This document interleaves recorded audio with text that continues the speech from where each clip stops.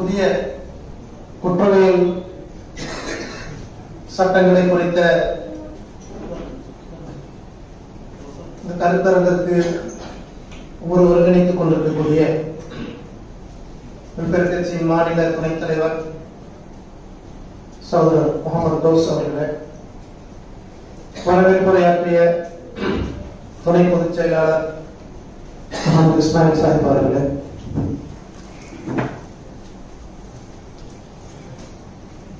இங்கே புதிய குற்றவியல் சட்டத்தை குறித்த ஆழமானதொரு உரையை ஆற்றுவதற்காக வருகை தந்து கொண்டிருக்கக்கூடிய மூத்த வழக்கறிஞர், சமூகத்திற்கான போராளி பாப்பா மோகன் அவர்களே, வழக்கறிஞர் கமருதீன் அவர்களே, வழக்கறிஞர் ஏஎஸ்கே ஷா அவர்களே, நிறைவுரை ஆற்றிருக்கக்கூடிய கட்சியினுடைய பொதுச் செயலாளர் அட்வொகேட் ஐஎம் சாதிக் அவர்களே, வழக்கறிஞர் ஷாஜஹான் அவர்களே, இங்கே குழுமி இருக்கக்கூடிய சமூகத்தினுடைய பல்வேறு தளங்களிலே பணியாற்றிக் கொண்டிருக்கக்கூடிய, இந்த நாட்டை பாசிச சக்திகளிலிருந்து மீட்டெடுத்து விடலாம் என்ற நம்பிக்கையோடு களமாடிக் கொண்டிருக்கக்கூடிய அன்புக்கும் பாசத்திற்குரிய சகோதரர்களே, உங்கள் அனைவருக்கும் வெல்ஃபேர் கட்சி தமிழ்நாடு நிர்வாகத்தின் சார்பில் நெஞ்சார்ந்த வாழ்த்துக்களை தெரிவித்துக் கொள்ள விரும்புகிறேன். அன்பிற்கினிய சகோதரர்களே,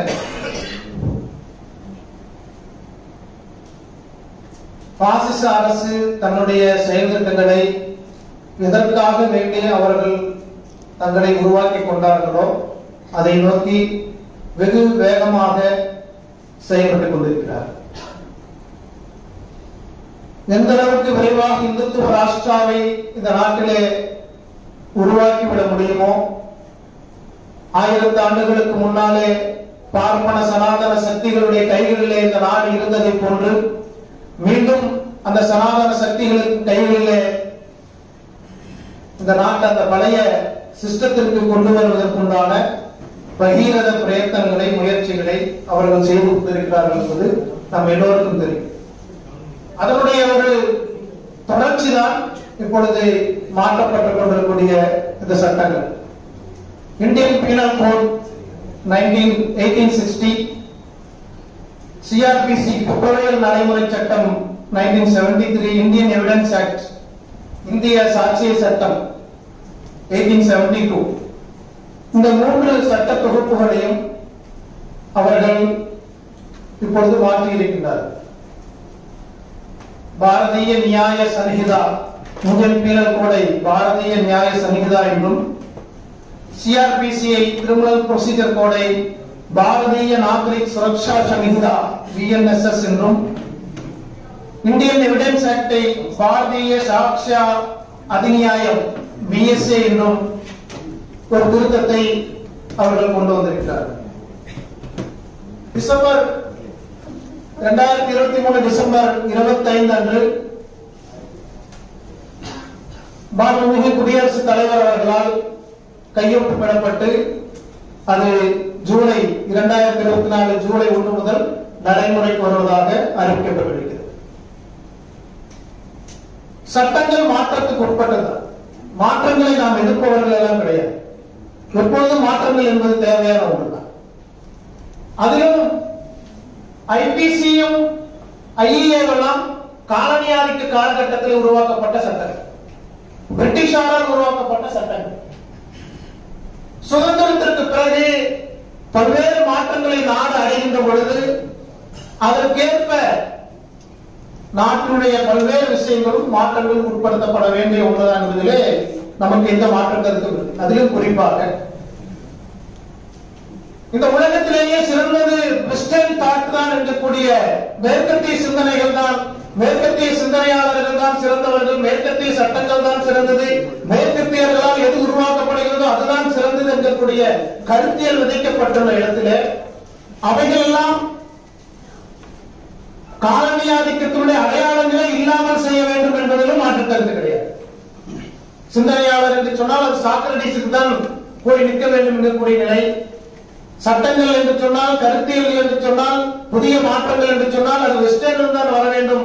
பாக்கி மாற்றங்களும் சிந்தனைகளும் எல்லாம் ஒரு சிந்தனைகளே இல்லை என்ற அந்த காலனியாதிக்க அடிமை சூழலிலிருந்து, அந்த சிந்தனை வட்டத்திலிருந்து மீண்டு வர வேண்டும் என்பதிலே மாற்று கருத்தெல்லாம் கிடையாது. ஆகவே மாற்றங்கள் தேவையான ஒன்று. ஆனால் இப்பொழுது இங்கே உருவாக்கப்பட்டிருக்கூடிய இந்த மாற்றங்களை நாம் ஏன் எதிர்க்கிறோம் என்பதில் அதைத்தான் இங்கே நாம் பேசுவதாக தேவை இருக்கு. மாற்றங்கள் தேவை. ஆனால் இப்பொழுது செய்யப்பட்டிருக்கூடிய இந்த மாற்றங்கள் தேவையா என்பதை குறித்தான ஒரு கருத்து பரிமாற்றம் தான் இந்த அவையிலே நாம் செய்ய வேண்டியதா இருக்கு. ஏன் இந்த இப்பொழுது ஒன்றிய பாசிச அரசால் கொண்டு வரப்பட்டிருக்கூடிய இந்த 3 குற்றவியல் சட்ட திருத்தங்களையும் நாம் ஏன் எதிர்க்கிறோம் என்று சொன்னால், முதலிலே இப்பொழுது இருக்கக்கூடிய இந்த அரசு இந்தியா என்கக்கூடிய அந்த கான்செப்டுக்கு எதிரான ஒரு அரசு. இந்தியா என்கக்கூடிய அந்த கான்செப்டுக்கு எதிரானது மட்டுமல்ல, இந்தியா என்கக்கூடிய அந்த பெயரே கூடாது என்கக்கூடிய ஒரு அரசாக இந்த அரசு இருந்து கொண்டிருக்கு. இந்தியா என்கக்கூடிய கான்செப்டும், இந்தியா என்கக்கூடிய அந்த பெயரும் இருக்கக்கூடாது. அதை நோக்கித்தான் பாரத் என்கக்கூடிய பழமையான ஒரு சொல்லாடலை நோக்கித்தான் எல்லாமே இருக்க வேண்டும் என்கக்கூடிய அந்த நோக்கத்தினுடைய அந்த செயல்பாட்டினுடைய தொடர்ச்சி தான் இந்தியன் பீனல் கோட் என்பதை எல்லாவற்றிலும் இந்தியா என்பதை நீக்கிவிட்டு பாரத் என்கக்கூடிய சமஸ்கிருத வார்த்தையை இங்கே நுழைத்திருக்கிறார். இங்கே ஒரு சிறிய ஒரு குழப்பம் என்னவென்று சொன்னால், நாம் இன்றைக்கு இருக்கக்கூடிய பல்வேறு மக்களும் ஆரம்ப கட்டத்திலிருந்து எதை எதிர்க்கிறார் என்று சொன்னால், ஆங்கிலத்திலே இருந்ததை சமஸ்கிருதத்திலே மாற்றிவிட்டார்கள் என்கக்கூடிய ஒரு எதிர்ப்பு பதிவு செய்யப்படுகிறது. அடிப்படை எதிர்க்கப்பட வேண்டியது இந்த பெயர் மாற்றம் மட்டுமல்ல. பெயர் மாற்றம் என்பது ஒரு மேற்பூச்சு. ஆனால் விவாதங்கள் அதிலே சுருங்கி போய்விட்டால் தான் பெரிய ஆபத்தா இருக்கிறது. அந்த ஆபத்திலிருந்து நாம் உள்ளே செல்ல வேண்டிய தேவை இருக்கிறது. பெயர்களிலே மட்டுமல்ல, அதனுடைய உள்ளடக்கத்தை நோக்கியும் நாம் விவாதங்களை கிளப்ப வேண்டிய தேவை இருக்கிறது. பெயர் மாற்றத்தை குறித்து நாம் பேச வேண்டும். சமஸ்கிருதமயமாக்கல் கூடிய அந்த இந்துத்துவ அஜெண்டாவுக்கு எதிராகவும் பேச வேண்டும். ஆனால் அதே நேரத்தில் அதை கடந்து சட்டத்திற்குள்ளே இருக்கக்கூடிய விஷயங்களை குறித்து நாம் உரையாட வேண்டிய தேவை இருக்கிறது. அது இங்கே என்னை விட மிக தெளிவான அறிவுப்படம் கொண்ட வழக்கறிஞர் உங்களிடத்திலே பேசுவார். அதை குறித்து பேசக்கூடிய அளவுக்கு எனக்கு அறிவு குறைவு என்பதால் அவர்கள் அதை குறித்து உங்களிடத்திலே பேசுவார்.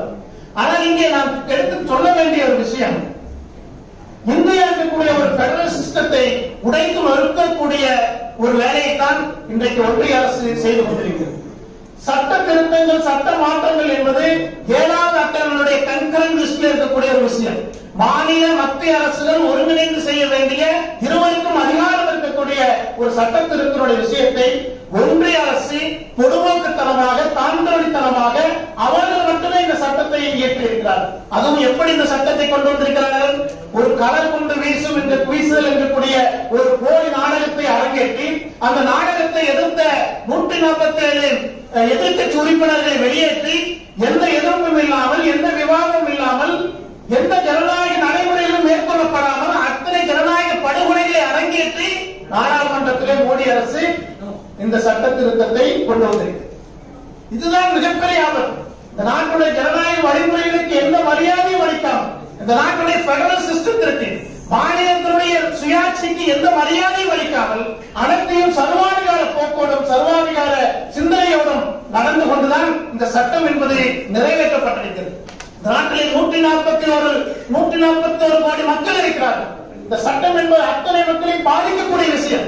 ஆனால் அந்த சட்டத்தை குறித்த எந்த விவாதம் இல்லை, அந்த சட்டங்களை குறித்த எந்த தெளிவுகளும் தரப்படவில்லை, எந்த வகுப்புகளும் அளிக்கப்படவில்லை, எந்த வழிகாட்டும் நடைமுறைப்படுத்தவில்லை. எதுவுமே இல்லாமல் அவர்கள் எப்படி என்ன நினைக்க வேண்டும், என்ன சாதிக்க வேண்டும் நினைக்கிறார்களோ அதை முழு சர்வாதிகாரத்தோடு இன்றைக்கு அவர்கள் இங்கே நடைமுறைப்படுத்தியிருக்கிறார். இதுதான் இங்கே இருக்கக்கூடிய மிகப்பெரிய ஒரு சிக்கல். ஜனநாயகத்திற்கும் பெடரல் சிஸ்டத்திற்கும் எதிராக இந்த சட்டம் என்பது இங்கே நிறைவேற்றப்பட்டிருக்கிறது. இதில் இங்கே நாம் குறிப்பிடப்பட வேண்டிய இன்னொரு விஷயம், ஐபிசி இந்தியன் பீனல் கோடை எப்பொழுது பிரிட்டிஷார் கொண்டு வந்தார்கள்? இது பிரிட்டிஷார் கொண்டு வந்த, மெட்டாலை கொண்டு வந்த ஒரு சிஸ்டம், ஒரு சட்ட வடிவு. இதை எப்பொழுது அவர்கள் கொண்டு வந்தார்கள் சொன்னால், 1857 சிப்பாய் கழகம், சிப்பாய் புரட்சி நடக்கிறது. அந்த புரட்சி நடைபெற்ற பிறகுதான் இந்த இந்தியன் பீனல் கோட் என்பது இந்தியாவிலே வகுக்கப்படுகிறது. சிப்பாய் கழகத்தை போன்ற இன்னொரு போராட்டம், இன்னொரு புரட்சி, இன்னொரு எதிர்ப்பு நம்முடைய ஆட்சிக்கு எதிராக உருவாகிவிடக் கூடாது. அப்படி உருவானால் அதை எப்படி அடக்க வேண்டும் என்கூடிய ஒரு எண்ணத்தில் இருந்துதான் ஐபிசி இந்தியன் பீனல் கோட் என்பது ஆங்கிலேய ஆட்சி காலத்தில் பிறக்கிறது. அந்த சட்டங்கள் இப்பொழுது மறுஉருவாக்கம் இப்பொழுது செய்யப்படுகிறது என்று சொன்னால், இந்துத்துவ ராஷ்டிராவை நோக்கி, ஒரு கார்ப்பரேட் இந்துத்துவ ராஷ்டிராவை நோக்கி ஒன்றிய அரசு நடந்து கொண்டிருக்கின்ற பொழுது, அது இந்துத்துவ கார்ப்பரேட் அரசுக்கு எதிராக மக்களுடைய புரட்சி, மக்களுடைய போராட்டம் வெடிக்கும் என்ற சூழலில் தங்களுக்கு எதிரான எந்த போராட்டங்களும் எந்த எதிர்ப்புகளும் உருவாகிவிடக் கூடாது. அப்படி உருவானால் அவர்களை அடக்கி ஒடுக்க வேண்டும், சட்டத்தின் பெயரால் ஒடுக்க வேண்டும் என்ற நோக்கோடுதான் இன்றைக்கு இந்த சட்ட திருத்தங்கள். இப்பொழுது அதே ஆங்கிலேய காலனி ஆதிக்க சர்வாதிகார சிந்தனையாளர்கள் எந்த சிந்தனையோடு ஐபிசி கொண்டு வந்தார்களோ அதனுடைய தொடர்ச்சியாகத்தான் இப்பொழுது பிஎன்எஸும் பிஎன்எஸ்எஸும் சாட்சி சட்டங்களும் இன்றைக்கு கொண்டு வரப்பட்டிருக்கிறது. அந்த அடிப்படையில் இந்த இரண்டு விஷயங்களை தான் முன்வைத்துத்தான் நம்முடைய உரையாடலை தொடங்க வேண்டும் என்று வருகிறேன். ஒன்று, இது ஜனநாயக விரோத போக்கு, பெடரல் சிஸ்டத்திற்கு எதிரான போக்கு. இரண்டாவது, இந்த நாட்டில் எவர்களெல்லாம் நீதிக்காக வேண்டி ஒடுக்கப்பட்ட சமூகத்தினுடைய குரலாக ஒழித்துக் கொண்டிருக்கிறார்களோ அவர்களை ஒடுக்க வேண்டும் என்று ஏற்கனவே சட்டங்கள் நிறைய இருக்கிறது. இஎப்பிஏவும் என்ஐஏவும் அந்த வேலையை வெறுங்கருவராக செய்து கொண்டுதான் இருக்கிறது. அதிலும் குறிப்பாக முஸ்லீம் என்று சொன்னாலே அவர்கள் குற்றவாளிகள், அவர்கள் தேச துரோகிகள், அவர்கள் பயங்கரவாதிகள், அவர்கள் சிறையில் அடைக்கப்பட வேண்டிய ஒரு மனநிலையை இன்றைக்கு கட்டமைத்துக் கொண்டுதான் இருக்கிறார்கள். அதை இன்னும் வலுவாக்கக்கூடிய விதத்தில் இன்றைக்கு பாசிச அரசாங்கத்தை எதிர்த்து போராடக்கூடிய முஸ்லிம் சமூக அரசியல் இயக்கத்தினுடைய செயல்பாட்டாளர்களையும் சமூக முற்போக்கு இயக்க தலைவர்களையும் ஒன்றும் அடையாளமற்ற செய்ய வேண்டும் என்கூடிய ஒரு நோக்கோடு தான் இன்றைக்கு இந்த சட்டங்கள் இயற்றப்பட்டிருக்கிறது.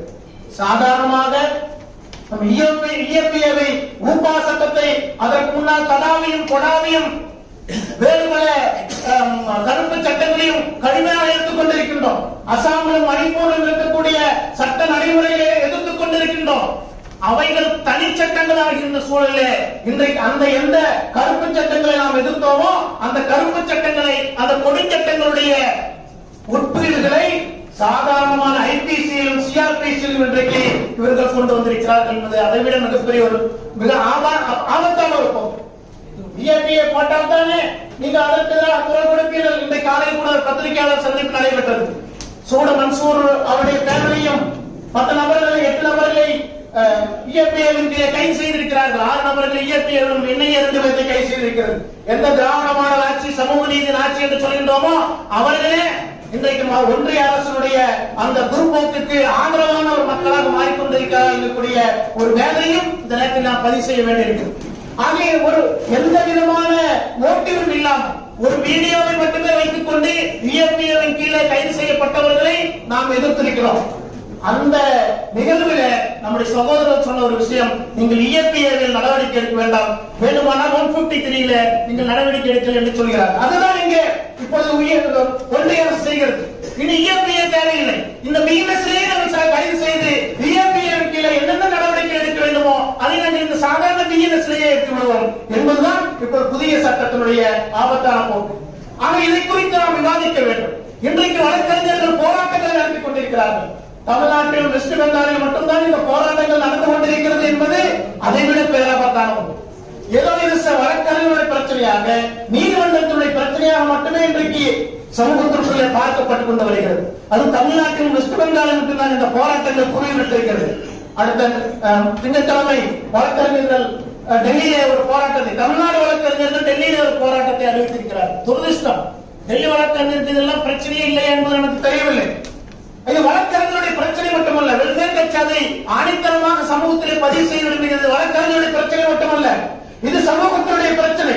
இந்த நாட்டிலே அநீதிக்கு எதிராக நீதிக்காக வேண்டி ஒடுக்கப்பட்ட மக்களுக்காண்டி குரல் கொடுத்து போராடக்கூடிய ஒவ்வொரு சமூக போராளியும் சந்திக்க போகின்ற பிரச்சனை. அது இது சமூகத்தின் பிரச்சனையாக பார்க்க வேண்டும். இது வெறுமனே வழக்கறிஞருடைய பிரச்சனையாக மட்டுமே நாம் பார்த்து ஒதுங்கிவிட முடியாது. ஒருவேளை வழக்கறிஞர் சாதகமாக சில திருத்தங்களை அரசு மேற்கொண்டால் அப்பொழுது இந்த சட்டம் சரியாகி விடுமா? அப்படி சரியாகதானே. வழக்கறிஞர் சாதகமாக ஒன்றிய அரசு பரவாயில்லை, வழக்கறிஞர்கள் போராட்டங்களை வாபஸ் பெற்றுக் கொள்ளுங்கள், நீங்கள் கேட்கக்கூடிய கோரிக்கையை நிறைவேற்றிக் கொள்கிறோம் என்று அரசு அறிவித்தால் அப்பொழுது இந்த சட்டம் சரியாக வேண்டும் சொன்னால் சரியாகாது. அது சமூகத்துடைய மக்கள் பாதிக்கப்படுகிறார்கள். இது வழக்கறிஞருடைய பிரச்சனை மட்டுமல்ல, இந்த சமூகம் சந்திக்க போகின்ற பிரச்சனை. சமூகத்திற்காக போராடி கொண்டிருக்கூடிய போராடி குழுக்களும் அதனுடைய தலைவர்களும் சந்திக்க போகின்ற பிரச்சனை. ஆக இது ஒரு சமூக பிரச்சனை. விவசாய போராட்டம் எப்படி ஒரு சமூக பிரச்சனையோ, தொழிலாளர் போராட்டம் எப்படி ஒரு சமூக பிரச்சனையோ, அதே போல இதையும் ஒரு சமூக பிரச்சனையாக சமூகம் இதை விவாதிக்க வேண்டும். இந்த சட்டத்திற்கு எதிராக சமூகத்தினுடைய அனைத்து தரப்பு மக்களும், அனைத்து அரசியல் இயக்கங்களும், அனைத்து சமூக இயக்கங்களும் இந்த சட்டத்திற்கு எதிராக போராட வேண்டும். அப்படிப்பட்ட ஒரு விழிப்புணர்வை உருவாக்க வேண்டும் என்று கூடிய திட்டமிடலுடைய ஆரம்பம்தான் முதலில் சமூகத்தை நாம் அறிவூட்ட வேண்டும்.